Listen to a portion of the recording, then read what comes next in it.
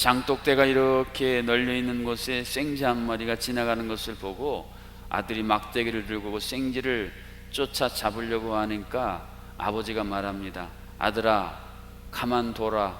생쥐 한 마리 잡다가 온 장독대 다 깰라.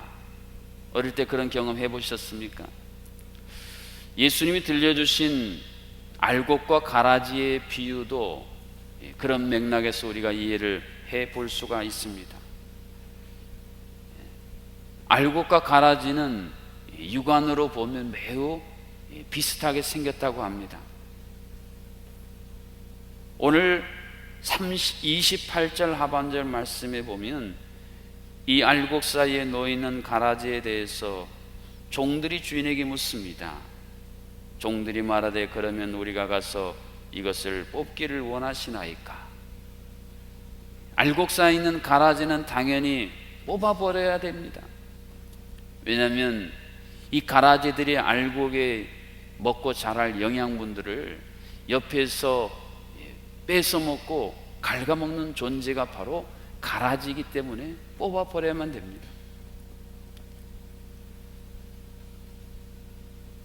가라지가 더 힘을 얻고 더 많이 자라서 알곡이 제대로 보이지도 않을 만큼 무성한 가라지 천지 속에서 알곡은 내가 가라지인지 알곡인지 분별조차 할 수 없는 환경이 될 수도 있기 때문에 가라지는 뽑아버려야만 됩니다. 그런데 알곡 속에 가라지를 그대로 방치하여 두는 것처럼 결정하는 이 주인의 결정을 종들은 사실 잘 이해할 수가 없었습니다. 그런데 주인은 말합니다. 알곡 중에 가라지 있어도 상관이 없다. 걱정하지 말거라. 어떤 면에서 주인은 이러한 의도를 가지고 종들에게 이야기를 들려준 것일까요? 오늘 본문 29절이 그 핵심적인 내용을 이렇게 기록해 주고 있습니다. 주인이 이르되 가만둬라. 가라지를 뽑다가 곡식까지 뽑을까 염려하노라. 한번 따라 보실까요? 곡식까지 뽑을까 염려하노라. 그러니까 주인의 마음은 가라지에 있는 게 아니라 알곡에 있다는 것입니다. 다시 말해서 알곡 하나하나를 주인은 어떻게 해서든지 보호하고자 하는 것이 이 주인의 마음의 핵심이기 때문에 이런 이야기를 들려주었다는 것입니다. 행여 가라지 뽑다가 알곡 다칠까봐 그저 주인은 이 알곡을 보호하기 위해서 가라지를 그대로 두어라라고 말하고 있다는 것입니다. 뿐만 아니라 고린도전서 3장 7절 하반절에 보면 사도 바울을 통해서 분명하게 말씀해 주십니다. 오직 자라게 하신 이는 하나님뿐이니라. 정작 알곡이 자라서 마지막에 추수하도록 자라게 하시는 분은 하나님. 사람이 물을 주고 씨를 뿌리고 모든 노력을 하지만 결국에는 그것이 자라서 추수하게 하시는 권세는 하나님의 손 안에 있다. 이것을 오늘 비유를 통해 예수님이 들려주고자 하셨습니다. 세상의 위대한 농부이신 하나님은 이 땅에서 수많은 알곡과 가라들이 섞여 있는 이 속에서 알곡을 잘 자라게 하시고 잘 지키셔서 알곡을 통해서 하나님 나라의 곡간이 차고 넘치기를 원하시는 것이 농부이신 하나님 아버지의 마음이라는 것입니다. 태풍이 불어닥칠 때마다 제일 가슴 아파하는 분들은 바다에서 어장을 관리하는 분들, 또 1년 내내 땀 흘려 농사했는데 그 농작물들이 떨어지고 벼들이 고개를 숙이는 모습을 화면을 통해서 보면 저희도 마음이 아픈데 정작 그것을 애써 관리한 분들의 마음은 얼마나 고통스럽고 아프겠습니까? 어떻게 해서든지 살려내서 어떻게 해서든지 추수 때에 추수하고 싶은 것이 그 마음이 아니겠습니까? 그런데 하나님은 능력의 하나님이시기 때문에 충분히 그러실 수가 있다는 겁니다. 종들 보기에는 걱정도 되고 염려도 돼서 이 가라지 빨리 하루아침이라도 뽑아서 알곡 잘 지키고 추수하게 하고 싶은데, 전능하신 하나님이신 농부이신 하나님은 가라지들이 아무리 알곡 사이에 많이 있어도 그 속에서 알곡을 보호하시고 자라 추수하게 하시는 능력의 하나님이시라는 것입니다. 이제 태풍이 다가오고 있습니다만 제주에 사시면서 여러 차례 태풍을 지나셨을 것입니다. 저는 태풍이 다가온다 할 때마다 제가 위기 어려움 속에 늘 떠올리는 이 그림을 생각해 봅니다. 찻잔 속에 태풍이란 말 들어보셨어요? 한번 따라해 보세요. 찻잔 속에 태풍. 여러분, 태풍이 얼마나 위세를 떨고 대단한 것입니까? 한반도에 있는 모든 사람들을 긴장시키고, 오후 3시쯤 태풍이 온다는데 벌써 어제부터 막 비바람이 쫙 내리니까요, 그냥 교회에서 여기 집에 가는데도 옷이 흠뻑 다 젖게 만드는 이 어마어마한 위세를 떨치는 태풍. 그런데요, 전능하신 하나님의 손 안에 있는 하나님의 사람들은 찻잔 속의 태풍이에요. 하나님이 정해놓으신 범위 안에서만 이게 태풍이지요, 그 범위를 넘어서지 못하게 되어 있다는 말씀입니다. 온 세상을 주관하시는 창조주 하나님, 전능하신 하나님 안에서는 태풍도 찻잔 안에 조금 움직이다가 이내 사라져버리는 것이다. 이러한 능력, 이러한 믿음을 하나님이 오늘 우리에게 친히 공급해 주기를 원하고 계십니다. 오늘 본문 24절 하반절을 보십시오. 천국은 좋은 씨를 제밭에 뿌린 사람과 같으니. 하나님이 뿌리신 것은 천국 씨앗, 좋은 씨앗입니다. 그런데 이 좋은 씨앗 알곡과 더불어 지금 가라지가 자라고 있습니다. 가라지는 누가 뿌린 것입니까? 오늘 비유에서 그 가라지는 원수 마귀가 뿌린 것이다, 알곡 사이에 심어 놓은 것이다 라고 이야기하고 있습니다. 천국 자녀가, 하나님의 자녀들이 세상의 악한 자녀들과 함께 더불어 살아가는 이 세상을 말씀해 주고 있습니다. 그런데 어떤 때는 이 가라지가 말입니다, 더 무성하게 자라서 알곡은 별로 보이지 않고 가라지 천지인 것처럼 보입니다. 가라지가 위세를 떨치고요, 온통 가라지 세상인 것처럼 보이는 세상의 밭을 보며 종들인 우리는, 알곡인 우리들은 때로 낙심하고 고개를 떨구고 위축될 때도 있습니다. 우리들에게 주어져야 될 영양분들을 이 가라지들이 다 빨아먹고 거머리처럼 붙어서 우리를 괴롭게 하고 고통스럽게 하는 것처럼 보입니다. 이 알곡과 가라지가 함께 한 밭에서 자라면요, 뿌리가 서로 막 얽혀 있다고 합니다. 그래서 가라지 뽑으려다가 실제로 알곡까지 뽑혀버리는 일이 다반사라는 것입니다. 내 주변에 수많이 있는 이 가라지, 하나님의 나라, 하나님의 천국보다 더 악하고 더 추하고 더럽고 타락한 것들이 경상도 말로 천지 삐까리처럼 보이는 이 세상 한복판에서도 하나님은 알곡인 나를 주목하시고, 알곡인 우리들을 어떻게 살아도 보호하시고, 그리고 하나님의 전능하신 능력으로 마침내 우리를 추수하여 천국 창고의 곳간에 드릴 것이라는 믿음을 가지고 살아가는 사람들, 이들이 바로 하나님 나라의 백성, 하나님 나라를 진정 대망하는 자들의 태도이어야 한다는 것을 예수님은 오늘 비유를 통해서 말씀해 주고 계십니다. 이런 믿음을 가지고 살아가는 사람들에게 펼쳐지는 결과는 무엇입니까? 오늘 본문 30절 중반절에 보니까 가라지는 먼저 거두어 불살에게 단으로 묶으라 라고 말씀합니다. 여러분, 알곡 스스로는 가라지를 뽑아낼 힘이 없는 존재입니다. 그러나 정의와 공의의 재판장이신 하나님이 마침내 이 가라지를 뽑아서 우리들 주변에서 정리하실 때가 반드시 온다라는 사실을 약속을 해주고 계십니다. 뿐만 아니라 우리는 30절 하반절에 기록해 주는 것처럼 곡식은 모아 내 곡간에 넣으라 하리라. 여기서 곡간을 내 곡간이라고 비유한 점을 주목해 보시기를 바랍니다. 여러분, 요한계시록에서 하나님의 나라를 표현할 때에 제가 장례 예배를 할 때마다 가장 인상적이고 가장 감동적인 것은 우리가 하나님과 함께 영원히 함께 한다는 그 사실입니다.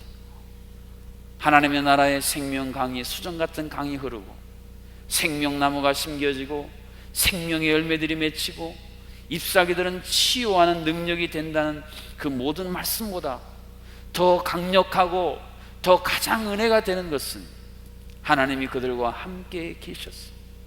영원토록 하나님과 함께 세세토록 왕노릇하게 된다는 바로 그 말씀이에요.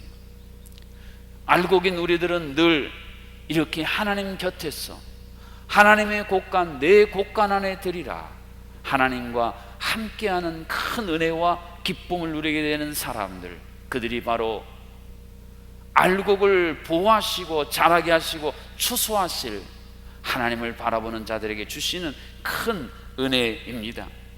그래서 가라지 때문에 알곡이 어떻게 될까 염려하고 걱정했던 종들이 나중에 이 모든 과정 마지막까지 지켜보고 과연 우리 주인 농부 최고입니다, 감사하고 감탄하는 일들을 오늘 본문은 우리에게 비유로 들려주고 있습니다. 이 시대를 살아가는 그리스도인들의 위기는 하나님의 나라 천국에 대한 기대를 점점 잃어버리고 있다고 하는 것입니다. 말로는 천국을 바라보면서 사는 것 같은데 이미 우리의 마음속에 천국은 점점 사라져가고 있습니다. 하나님의 나라 천국이 이 세상에 커다랗게 도전을 받고 그 도전마다 휘청거리는 것처럼 보이는 현실 앞에서 하나님의 나라는 점점 우리 현실 속에서 멀어지는 것처럼 보이는 것이 이 시대를 살아가는 우리의 현실입니다. 그래서 많은 믿는 사람들이 정작 그들이 살아가는 삶의 모습을 보면 과연 저런 삶은 하나님의 나라 천국을 기대하고 바라는 삶일까? 물음표를 찍을 만한 삶을 우리들이 살고 있습니다. 내 마음, 내 삶, 내 생각, 내 모든 것들을 돌아보면 하나님 나라 천국은 나에게서 너무 멀리 떨어진 것 같은, 나와는 관계없는, 내 아버지, 내 할아버지, 할머니가 내게 물려주신 소중한 유산 유품인데 그만 정신 못 차리고 잘못 관리해 다 잃어버린 유품처럼 하나님 나라 천국은 우리에게서 다 사라져버린 것만 같습니다. 한술 더 떠서 이단들은요 거짓 천국을 내세우며 하나님의 사람들을 미혹합니다. 여러분, 신천지가 왜 그렇게 젊은 사람들에게 인기가 있고 왜 그렇게 강력한 힘을 갖고 있습니까? 천국에 들어갈 14만 4천 명 안에 들어가야 된다는 이 신천지가 내세운 교묘하고도 지능적인 하나님의 나라에 대한 이 믿기 때문입니다. 이단들이 더 설치며 하나님의 나라를 엉뚱한 데 이용하니까 정작 알고 있는 우리들은 하나님 나라에 대한 생각을 더 접어버리고 염증을 느끼며 살아가게 만드는 이 시대 한복판에 우리가 존재하고 있습니다. 그러한 우리를 향해 오늘 비유를 통해서 동일하게 말씀하고 계십니다. 너희들 알곡들인데 가라지 때문에 실망하지 좀 마라. 주변에 가라지가 너무 많다고 그것 때문에 실족하지 말거라. 오늘 그러한 말씀을 이 비유를 통해 들려주고 계십니다. 왜 그렇습니까? 요한일서 5장 18절 하반절 말씀에 보면 우리에게 들려주신 소중한 약속 때문입니다. 하나님께로부터 나신 자가 그를 지키심에 악한 자가 그를 만지지도 못하느니라. 한번 따라 보실까요? 악한 자가 만지지도 못하느니라. 우리들 주변에요 아무리 가라지가 천지고 가라지가 위세를 떨치고 가라지가 우리를 향해 달려오는 것 같아도요, 하나님의 사람들은 하나님께서 특별히 보호하시기 때문에 머리털 하나도 상치 아니하리라는 이 약속의 말씀이 그냥 기분 내키는 대로 말씀하시는 게 아니라 하나님께서 알고 계신 우리들을 보호하시고자 하는 하나님의 그 의지의 말씀입니다. 우리의 생각에는, 우리의 눈으로 볼 때는 알곡들이 다치는 것 같고 알곡들이 무너지고 넘어지는 것 같지만 하나님이 택정하시고 예비하신 알곡은 하나님께서 머리털 하나 상치 아니하도록, 악한 자가 만지지 못하도록 철저하게 하나님이 지키시겠다는 약속이 있기 때문에 우리는 두려워하거나 염려할 필요가 전혀 없다는 말씀입니다. 뿐만 아니라 디모데후서 4장 18절 상반절 말씀에 보니까 주께서 나를 모든 악한 일에서 건져내시고 또 그의 천국에 들어가도록 구원하시리니, 하나님의 알곡들은 하나님이여 천국에 친히 이끄시도록 독생자 예수 그리스도를 우리에게 보내셨어 우리를 하나님 나라 천국 창고 내 곳간에 들이시겠다고 확증하여 주셨기 때문에 우리는 늘 불안하고 태풍을 앞두고 있는 사람들처럼요, 긴장하고 초조한 채로 살아가는 사람들이 아닙니다. 왜 그럴까요? 이미 우리에게 하나님 나라를 확증하고 보증해 주셨기 때문입니다. 요즘에요, 어떤 유명한 사람들, 또 대단한 사람들은요, 어디를 다닐 때 철통 경호를 하지 않습니다. 사방에서 둘러싸서요, 안전하게 지키기 위해서 철통 경호를 하는데, 하나님은 하나님 나라의 알곡인 우리들을 위해서 천군 천사를 대동해서라도 우리를 온전하게 지키시는 전능하신 하나님이라는 사실을 믿을 수 있기를 주님의 이름으로 축복합니다. 아람의 군대가요, 하나님의 사람 엘리사를 제거하려고 엄청난 군대를 보내도 하나님이 천군 천사를 보내서 더 많이 더 강하게 지켜주시니까 머리털 하나도 상치 않고 지켜줬던 말씀처럼 그렇습니다. 이러한 은혜는 하나님이 피난처가 되시고 산성이 되시고 방패가 되신다는 이 성경의 소중한 증언들이, 이것이 나를 향한 말씀인 걸 믿고 하나님이 피난처면 거기 피해야 되지 않겠습니까? 하나님이 내 방패라고 하면 그 방패 뒤에 가서 숨어야 되지 않겠습니까? 진정한 믿음은요, 인생의 비바람이 물어치면 아는 거예요. 인생의 비바람이 불어칠 때에 내가 피난처인 하나님의 그 피난처 안에 내 몸을 숨기는 것, 방패이신 하나님을 내 인생의 전면에 내세워 이 시련과 비바람이 지나기까지 꼭 붙들고 있는가, 이것이 시련의 시대, 환난의 시대를 살았던 우리의 믿음의 선진들이 보여줬던 대처하는 태도였습니다. 알곡을 위해서 가라지를 내버려두라 말씀하시는 농부이신 하나님의 마음, 어떻게 해서든지 알곡을 잘 자라게 해서 1등 상품으로 추수하겠다는 이 하나님의 능력, 알곡 스스로는 절대 가라지와 싸워 이길 수 있는 능력이 없지만 이 수고한 농부의 손길 때문에, 이 수고하는 농부이신 하나님의 우리를 위해 일하시는 그 땀방울, 그 간절한 마음 때문에 오늘 우리들은 안전하게 이 땅에 살아가고, 오늘 태풍의 비바람이 몰아친다 해도 이렇게 하나님 앞에 나와 예배할 수 있는 은혜를 누리게 되는 것입니다. 먼 바다에서 청어를 잡아오니까 오는 사이에 다 죽어버립니다. 그래서 어떤 어부가 청어 사이에 메기를 한두 마리 넣어봤답니다. 그랬더니 청어들이 이 메기한테 안 잡아먹히려고 그냥 이리저리 움직이다 보니까 먼 바다에서 한국까지 오는데 살아있으니까 비싼 값을 받고 팔 수 있었다는 이야기 들어보지 않았습니까? 시련과 환난의 비바람이 우리 인생 가운데 불어칠 때 알곡 다칠까 염려하지 마십시오. 이러다 알곡 떨어지는 않은가 근심하지 마십시오. 도리어 하나님은 그것을 통해 우리의 생명력을 더 강건하게 하여 주시고, 우리의 생명력이 하나님이 주신 풍성한 생명을 누리도록 역사하시는 하나님의 신비한 섭리의 손길이 그 가운데 있다는 사실을 믿는 사람들, 이들이 하나님 나라 천국에 알곡된 성도들입니다. 오늘 본문 41절에 보면 인자가 그 천사들을 보내리니 그들이 그 나라에서 모든 넘어지게 하는 것과 또 불법을 행하는 자들을 거두어내겠다 약속하십니다. 어제 중보기도 우리 쌤이나 은혜 가운데 잘 마쳤습니다. 제가 오전에 강의를 했는데, 하나님은요, 하나님을 괴롭히는 악인들의 뺨을 때리시겠다고 시편에 약속하셨어요.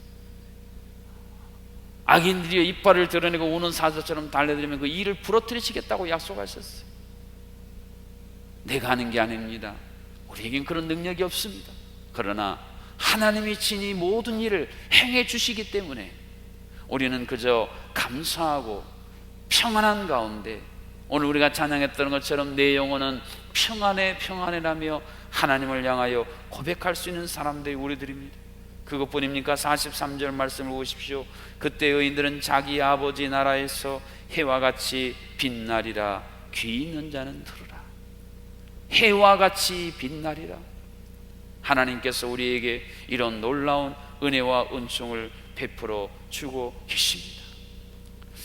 내가 보기에는 최선이 아닌 것 같은데, 내가 보기에는 아슬아슬하고 위태위태한데, 하나님은요 항상 최선, 최고, 가장 위대한 일을 우리 가운데 준비하시고 이루시는 하나님이십니다.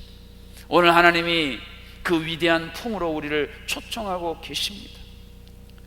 고통의 현실만 보게 되면 그 시련, 아픔, 유혹 때문에 하루도 우리 마음은 편안하고 안정될 날이 있지 않습니다. 아무리 방해가 심해도 천국의 알곡들은 천국을 절대 잃지 않습니다. 하나님이 이 모든 세상을 주관하시는 주권자이시라는 이 고백, 그 능력으로 오늘도 우리를 주목하시고 돌보신다는, 요즘 새벽에 묵상하는 다니엘서의 주제인 하나님의 주권과 섭리, 천국의 알곡들은 이 사실을 믿고 고백하기 때문에 사자굴에 던져넣든지 풀무불에 던져넣든지 두려워하지 않고 담대하게 그것을 맞설 수 있는 힘이 여기서 나오게 되는 것입니다. 예수님은 이 땅에 오셔서 병들어서 시들시들해 보이는, 그러나 천국 창고에 들여야 될 그 씨앗들을 오셔서 친히 치료하시고 또 병충해를 막아주셔서 알곡으로 만들어 하나님 나라에 차곡차곡 쌓는 일을 친히 감당해 주셨습니다. 이 땅에 오신 예수님은 다른 사람들을 보기에는 가라지 때문에 영양분 다 빼앗겨서 저 상태로는 천국 곳간에 쌓일 수 없다고 포기하는 많은 사람들, 그들에게 더 특별한 연민의 정을 가지시고 그들을 어루만지시고 찾아가시고 또 찾아가셨어.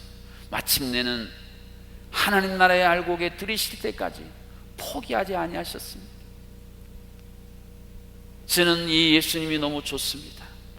내 인생 여정 수많은 순간순간, 나 같으면 버림받아 마땅해야 할 그때에도 끝까지 포기하지 아니하시고 또 어루만지시고 또 어르시고 또 씻기시고 또 다시 고치셨어. 마침내 하나님 나라의 천국 알곡에 부족함이 없도록 또 준비시키고 또 준비시켜 주시는 이 포기하지 아니하시는 주님의 사랑, 이 사랑이 오늘 태풍으로 굳어있는 여러분의 심령 가운데 흘러 하나님 주시는 풍성한 은혜를 누리는 오늘 하루가 되실 수 있기를 주님의 이름으로 축복합니다. 여러분, 어떤 선택을 하면서 하루하루를 사시겠습니까? 하나님이 선택한, 하나님이 예비한 알곡은 안전하고 잘 자랄 것이다라는 평강의 마음이십니까? 아니면 주변에 있는 가라지들이 너무 크게 보이고 가라지들 때문에 속상하고 가라지들 때문에 실족하고 실망한 채로 사시겠습니까? 농부이신 하나님의 손길 안에 있을 때에 우리는 가장 안전하고 가장 평안하고 가장 풍성한 행복을 누리는 존재다. 이 위대한 사실을 우리의 마음에 닻을 내리게 될 때에 그 안에서 우리는 소망을 가질 수 있다. 이것이 환난과 박해 시대에 히브리서를 통해 주셨던 약속의 말씀입니다. 태풍이 불 때마다 저는 태풍이 지나고 나면 온 세상이 깨끗해지고 그 사이에 찬란하게 비치는 태풍 후에 찬란한 햇살이라는 말을 늘 떠올립니다. 여러분, 태풍이 지나서 찬란한 햇살이 비치고 있는데도 여전히 태풍이 곧 다가올 것처럼 잘못된 보도를 듣고 자기의 지레 짐작을 가지고 밖에도 못 나오고 무서워서 덜덜덜 떨고만 있는 사람처럼 하나님께서 이미 우리에게 이 모든 것들을 다 주셨는데 이것을 깨닫지 못하고 이것을 누리지 못해서 날마다 긴장하고 두려워하고 태풍 전야처럼 살아간다면 얼마나 안타까운 일이겠습니까? 천국의 추수의 주인이신 하나님의 약속을 붙들고 그 약속을 신뢰하면서 살아가는 삶, 그들의 삶이야말로 나는 흔들리지 않습니다. 내가 하나님 나라 천국 백성인 그 하나님 아버지의 품 안에서 나는 영원토록 흔들리지 않습니다.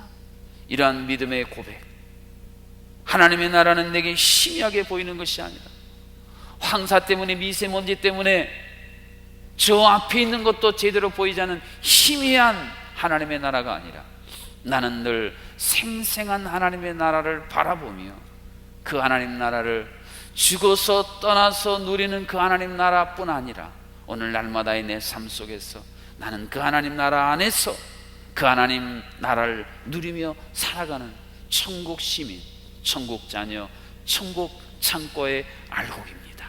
이것이 우리들의 확실한 믿음의 고백이 되어질 수 있기를 주님의 이름으로 축복합니다.